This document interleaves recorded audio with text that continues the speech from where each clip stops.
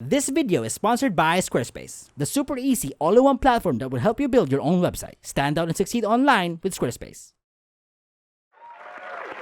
And Spider-Man across the Spider-Verse. Wow, would you look at that? Oscar nominated. Yep, that's crazy. Yeah, it's gonna be hard beating out Spider-Man and Miyazaki, but hey man, who would have thought? Nimona. What a game changer. Yep. Who could have seen that one coming? It's crazy. And to think, I saw Nimona lost and unclaimed right next to your office's trash can. I'm aware of this story, Netflix. What are the odds? Someone must have clearly misplaced it on their way to pitch the idea to you. Because surely, only a complete, out-of-touch idiot nitwit would throw away such a fun, interesting, and unique concept. Right?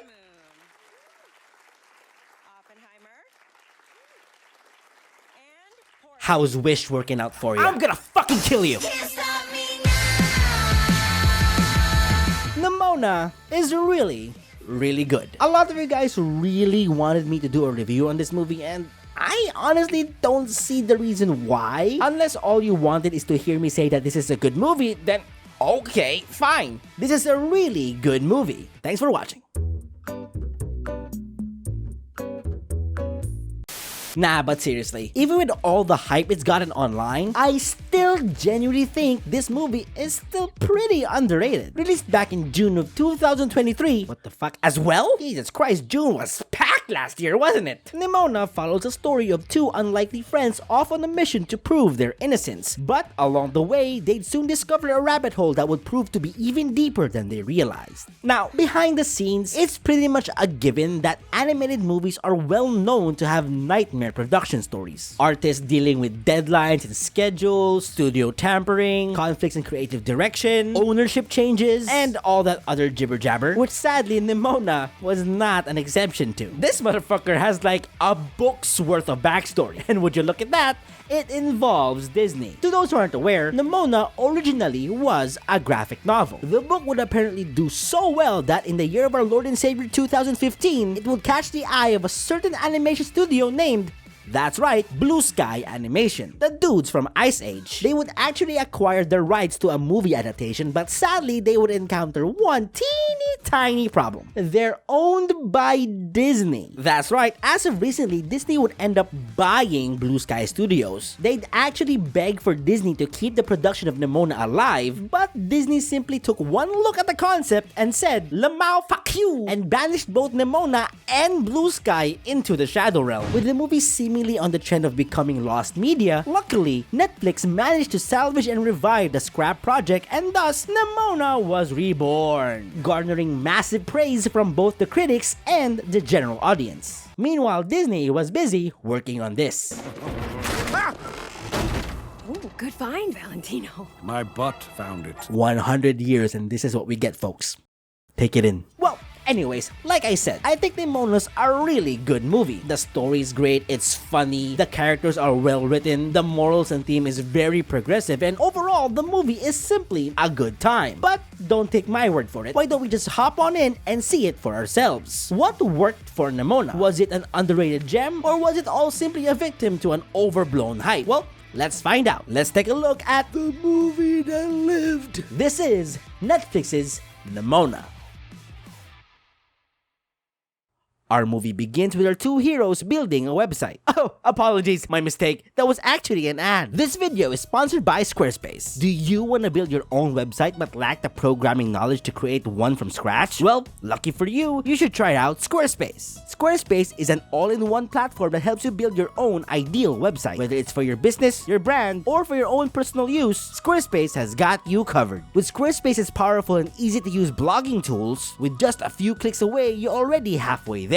Open to sharing your work to the world? With Squarespace, you'll finally have the tools you need to showcase your photos, videos, and more. And with Squarespace's flexible and easy-to-use website templates, you won't need to worry about starting from scratch. With their various designs readily available, you can make any template do what you want and look what you want on any given device. And if you ever feel like selling your products, Squarespace can get you to open up your very own online store. Whether you sell physical or digital products, Squarespace has all the tools you need to start selling online. Interested? Well, go ahead and give it a try. Head on over to squarespace.com for a free trial, and when you're ready to launch, go to squarespace.com/beaniiebrian to save 10% off your first purchase of a website or domain. Again, that's squarespace.com/beaniiebrian, or click the link in the description down below for 10% off your first purchase of a website or domain. And thanks again to Squarespace for sponsoring today's video.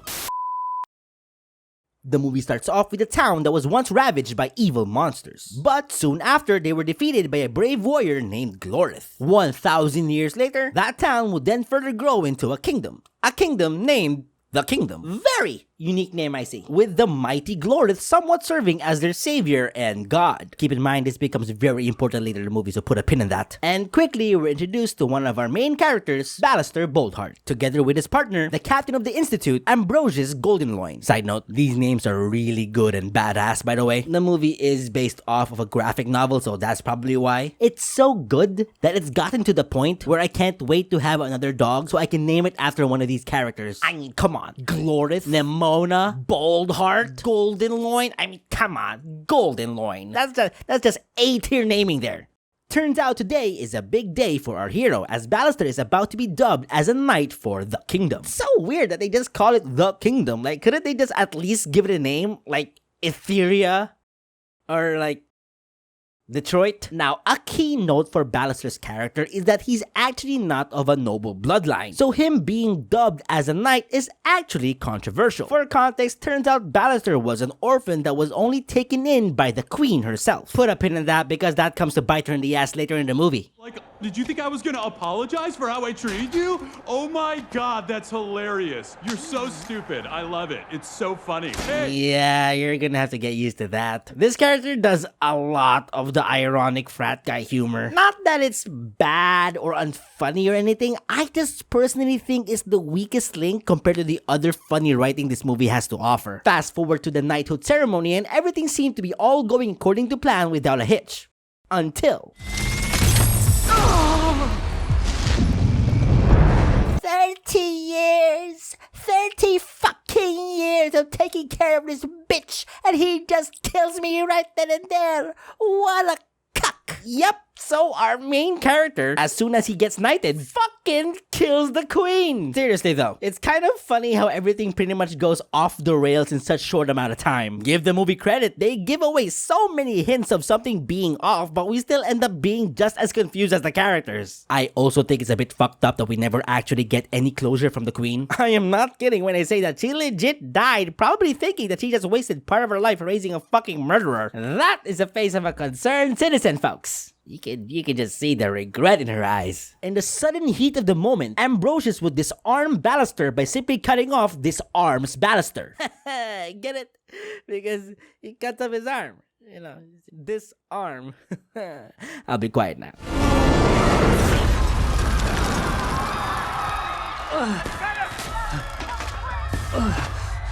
Surely he got captured. Right? I mean, he was clearly limping to escape. I mean, the dude just killed the queen, so surely the knights would just probably... He fucking got away! How the hell did he lose the cops? The dude was limping towards the finish line. Yeah, so I guess with all the commotion, Ballister would actually be able to get away from the authorities and find a hideout. They don't really establish it, but I assume that days pass and Ballister is still at large and still on the run. And this is where we get to meet the main character herself, Nimona, a young, feisty, thrill-seeking, blood-hungry criminal applying for the position to be the sidekick of the kingdom's most famous murderer. And I think it goes without saying, I really like the character of Nimona. And I'm pretty sure anyone who's watched this movie already has that mindset. Apart from being voiced by my longtime girlfriend Chloe Grace Moretz, Nimona's energy and humor works really well with the movie, especially bouncing off a personality like Ballister's. She's the main character, but she ends up doing a lot of comedic relief punchlines. Though in some movies, case this doesn't work, in Nimona, it does. It's because of the dynamic these two share on screen. Her humor and jokes doesn't overstay its welcome. They deliver it, move on, and they don't force you to laugh in anything that they throw. And I like it a lot. It's called respecting your audience. Well, back to the movie, there's only one issue about Nimona's application though. Turns out Ballister is not evil and was apparently framed for the murder of the queen. I know, shocker, isn't it? Who would have thought that a movie about solving someone's murder and proving one's innocence would involve solving murders and proving one's innocence? Well, you're just in luck, because that's exactly what this movie is pretty much going to heavily focus on. Knowing full well that he's innocent, Ballister will have to find a way to convince Nimona, Ambrosius, the Institute, and the entire kingdom that it was all a setup and that he is not a murderer. I mean, to be fair, he is still the murderer since he was the one holding the sword that would kill the queen. It's like telling the family of a dog that you just ran over that you're not to blame since the brakes of the car you rented didn't work. I mean, the technicality is there, but come on, man. Have fun getting arrested. I am not gonna get arrested! So Ballister would get arrested, but thankfully Nimona is there to break him out. And here we, and Ballister, find out that Nimona is actually not your average Joe, as she's actually a shapeshifter. Honestly though, I have no idea why Ballister didn't at least show a bit of concern, especially with how Nimona found her way into his cell. So we get a pretty fun sequence of the two escaping the Institute. Their whole escape is a pretty fun sequence. I really like how a lot of the scenes have the camera basically follow them around in long takes, all while the two are creating conversation. The banter they share is also very well written too. The dialogue is fast paced yet sounds natural, it just flows well the entire time.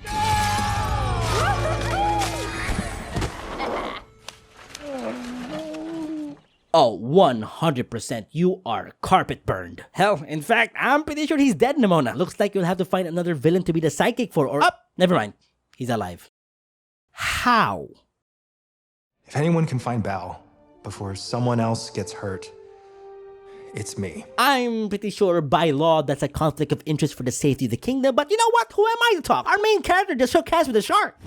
Search every street, every shadow, find Ballister, and bring him to me. So basically, half of the movie is mainly focused on the two trying to find out the queen's real killer, all while trying to evade Ambrosius and his knights. But at the same time, the movie does cleverly set up a story revolving around Nimona, and I personally think it's done really well, but don't worry, we'll get to that later. But for now, off we go to find out who framed Ballister, the first suspect being the Squire. After, yet again, a pretty fun action sequence, they actually had to kidnap the Squire all while trying to avoid being detected by the police. The duo would manage to get a hold of their culprit and escape the cops. What in the name of Clarth? Tiny whale. Okay, that was actually pretty stupid, but it still caught me off guard, so fuck you.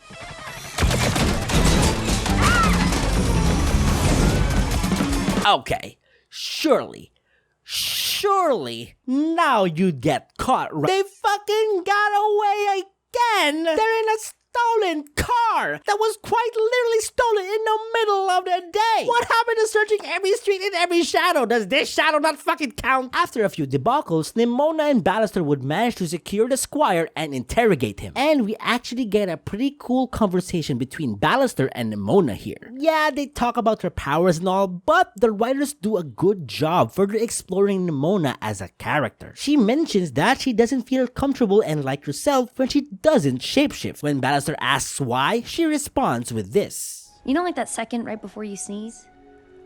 That's close to it. Then I shapeshift, and I'm free. This is really good character development. Not only does this explain why Nimona has always never fitted in, this would also signify that this is all second nature to her. That this isn't something you can simply tell her to stop doing. It's part of her and her lifestyle. It's who she is. And I love how the movie outright tells us that. They managed to deliver so many layers of characterization in a span of a minute, it's actually pretty impressive. Well, anyways, back to the movie. Here, with the help of the Squire, our heroes finally get their smoking gun.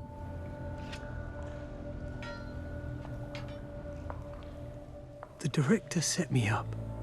She killed the queen. Yep. Turns out the director was behind it all along, swapping out Ballister's sword with a dud. Not knowing what else to do, Ballister decides to find help from Ambrosius, with Nimona highly opposing with the idea. Later that day though, Ballister would get a chance to talk to Ambrosius and clear his name by dropping into the middle of the Institute's front gate in broad daylight in the most menacing way possible. Ambrosius. Knights! They were like this when I got here. Good job there, fellas. That totally doesn't look incriminating at all. You just cornered the next person in power and swiftly took out her men in an instant. Surely this will help you prove your innocence in no time. And I have proof. He's got a weapon! No! Not anymore! Were you seriously going to play the video in its entirety right in front of them? Did it not occur to you to, oh, I don't know, maybe back up your only evidence? Did you not at least try to send it to Ambrosius directly? Later in the movie, we can see that you guys can still contact each other, so clearly private messaging was still an option. So, shocker, the only proof of innocence Ballister had gets destroyed, and sadly, his pleas to Ambrosius fall short. You shouldn't need proof. You know I'm not a murderer. I mean, it doesn't really work that way. We still technically kinda still need the proof, but you know what? Love is love. We get another action sequence here, but this one is more focused on fighting. Probably why I didn't really see this as fun as the previous action scenes. I don't know, maybe it has something to do with the open space or with just how clunky the fight looks, especially when the knights come at Ballister one at a time. It can really take you out of the immersion when you can just see them in the back just waiting for their turn. During the brawl, the whole kingdom would finally get to see Nimona and her abilities. In the middle of the fuss, Nimona would actually manage to save a kid from getting run over, and we get this scene. This clearly struck a nerve for Nimona, and we actually get to see her in a vulnerable spot. Did you see the way that little girl looked at me? I don't know what's scarier. The fact that everyone in this kingdom wants to run a sword through my heart. Or that sometimes I just want to let them. Well, I mean, that clearly doesn't matter much since later we see you literally get stabbed like a kebab and you just yank the sword out like a toothpick. But you know what? The implication is there. So, get this. In order to bring justice and take down the director, our heroes hatch up a devious plan that will hopefully have the kingdom see the truth and side with Ballister. But before that, on to the next day, we see Ambrosius confront the director about what happened outside the institute. Realizing that the cat is out of the bag, the director would actually admit to framing Ballister and in killing the queen. All because she feels that the kingdom's lost its way. But not before throwing this twist right in front of us. Is that? I'm sorry, Ambrosius.